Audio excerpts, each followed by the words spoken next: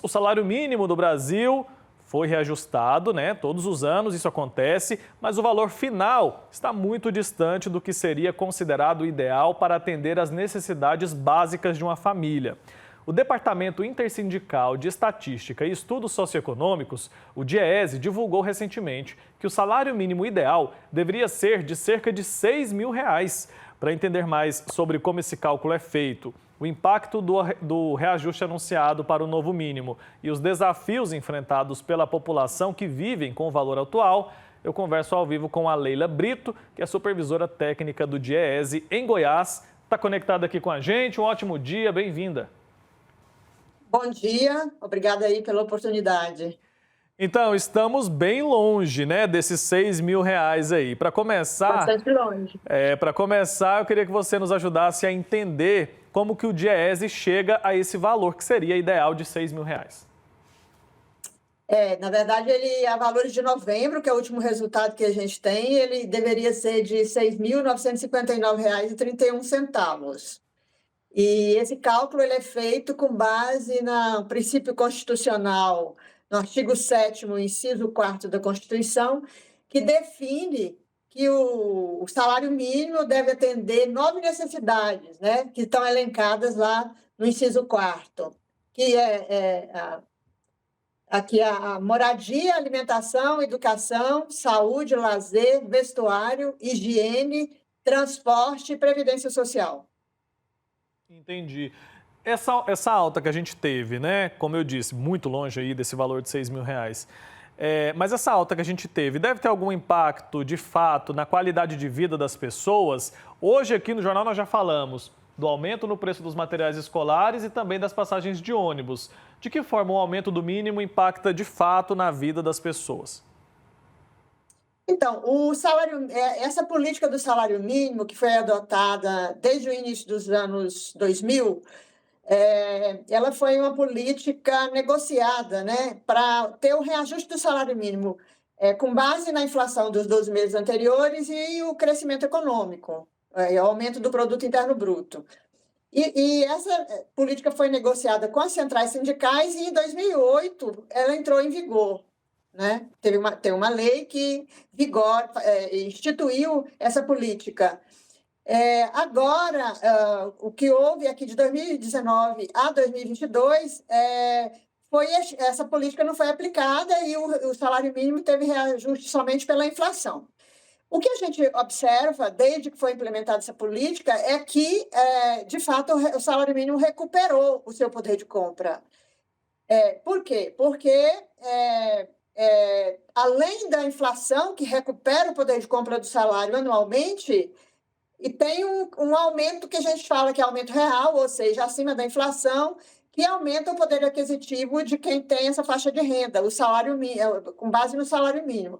Por que eu falo faixa de renda e não somente o salário mínimo? Porque essa política ela influencia nas negociações coletivas dos trabalhadores, nas mesas de negociação, e os pisos salariais negociados das categorias profissionais passam a ser influenciados por esse reajuste do salário mínimo, embutidos esse aumento real. Então, o que a senhora está dizendo é que esse reajuste do salário mínimo não vai impactar apenas as pessoas que têm a renda diretamente atrelada ao mínimo. Por exemplo, os aposentados e os trabalhadores que ganham o salário mínimo. Todas as outras categorias também são influenciadas de algum modo. São influenciadas. Inclusive, o próprio setor, as ocupações informais, os assalariados informais, que não têm carteira assinada, também usufruem dessa política, porque esse aumento do salário mínimo ele passa a ser um referencial para os assalariados em geral, inclusive os informais. Certo. Historicamente, a disparidade entre o salário mínimo ideal e o valor real tem diminuído ou aumentado nos últimos anos? Tem como a gente fazer essa comparação? Então, a gente observa que desde que foi implementada essa política tem diminuído essa disparidade, porque ela poderia ser maior do que ela é hoje se não tivesse essa política de aumento real, né? No entanto, o que a gente observa é que alguns itens, por exemplo, como a alimentação, ele tem aumentado mais do que o aumento do salário mínimo, por exemplo, em alguns momentos dessa trajetória. Então, o que, de fato, essa política tem conseguido fazer é preservar o poder de compra dos assalariados, né? Isso é importante. Agora, é importante dizer também que tem impactos muito positivos dessa política do aumento do salário mínimo na economia brasileira. Do ponto de vista agregado, daquilo que esse aumento do salário mínimo traz para a economia, é muito importante porque aumenta o consumo e aumenta a arrecadação e dá uma dinamizada do ponto de vista do crescimento econômico. Certo, estou aqui com a tabela dos últimos reajustes, né? Se a gente pegar aqui, por exemplo, em 2016 o reajuste foi de 11,67%. O que justifica, então, só para a gente entender esse cálculo, esse reajuste tão grande? Lembrando que, por exemplo, em 2024 o reajuste foi de 6,97%. Isso está atrelado diretamente à inflação nesse período. A inflação mais o crescimento do produto interno bruto. Isso, de forma cumulativa, né, resulta nesse valor aí. Tá? Agora, se a gente for analisar todo o período, a gente computa aí um reajuste nominal do salário mínimo desde 2003 de 659% e a inflação foi 290,2%. Isso quer dizer o quê? Um aumento real, ou seja, acima da inflação, de 94%. Isso significa a elevação do poder de compra dos assalariados. Em 2003, aqui nessa tabela que eu estou acompanhando, o salário mínimo era de R$ 240. Hoje a gente Exatamente. tem 1.518. Então, essa conta que nós estamos fazendo aí é tendo como base 2002, que o salário mínimo era R$ 200. Então, contando de lá para cá, né, a partir de 2002, o primeiro reajuste que houve foi o reajuste de 2003, né, no governo, a partir de 2003. E aí, de lá para cá, teve esse aumento real de 94%. Tá, a gente tem visto também, com o passar do tempo, o aumento no custo de vida.